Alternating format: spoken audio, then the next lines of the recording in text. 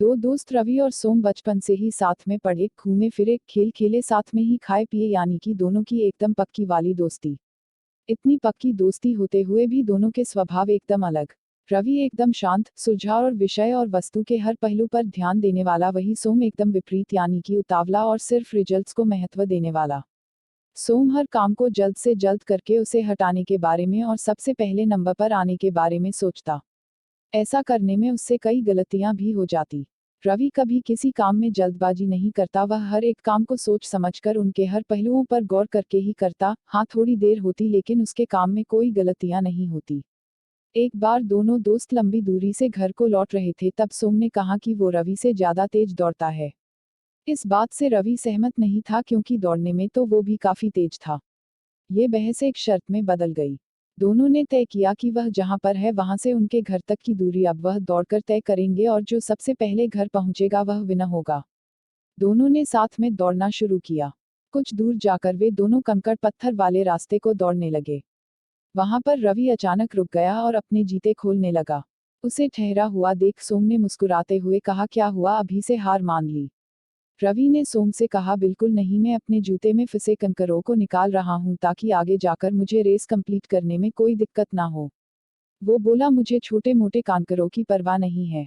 मैं किसी भी हालत में तुमसे पहले यह रेस कंप्लीट कर लूंगा। इतना कहकर सोम आगे बढ़ गया। रवि ने अपने जूतों से कंकर निकाले और अपनी रेस फिर से शुरू की। अभी आधा ही रास्ता तय हुआ था, रवि दौड़ते दौड़ते सोम तक पहुंच गया। उसने देखा कि सोम की रफ्तार धीमी हो चुकी है। उसे यह समझते देर न लगी कि सोम के जूतों में फंसे कंकरों की वजह से उसे दौड़ने में तकलीफ हो रही है। देखते ही देखते हैं रवि सोम से आगे निकल गया। लेकिन तभी रवि को पीछे से सोम की आवाज सुनाई दी, जो उसे मदद के लिए बुला रहा था।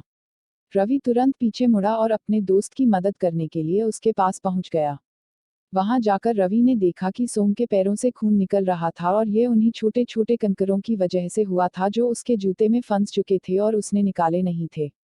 रवि ने अपने दोस्त के पैरों से वह कंकर निकाले और उसको सहारा देकर घर ले गया और उसे दवाई लगाई। सुनकर काफी ज्यादा घायल हो गया था, इसलिए उसे ठीक होने में काफी लंबा समय लगा। सोम को इस बात का हमेशा सोच रहा, उसने सिर्फ मंजिल पर ध्यान दिया और बाकी चीजों को इग्नोर किया। दोस्तों, दुनिया में दो तरह की सोच रखने वाले लोग होते हैं। एक वह जो मंजिल को ज्यादा महत्व देते हैं और सफर पर ध्यान नहीं देते।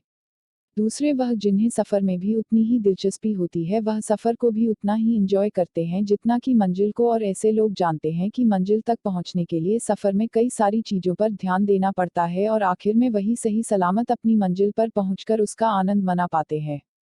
दोस्तों, एक कहानी हमने बहुत ही महत्वपूर्ण बात सिखाती है।